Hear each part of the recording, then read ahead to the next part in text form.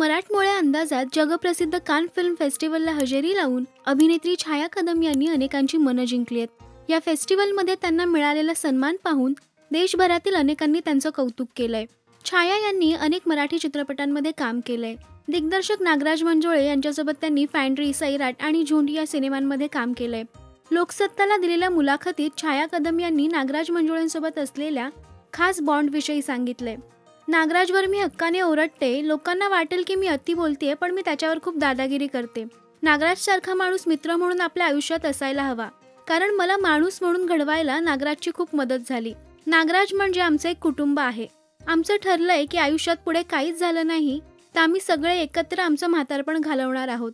गप्पा मारत सिनेमे बघत आम्ही वेळ घालवणार आहोत, असं म्हणून छाया यांनी नागराज यांचं कौतुक केलंय। फॅन्ड्रीमध्ये छाया यांनी जब्याच्या आईची भूमिका साकारली होती।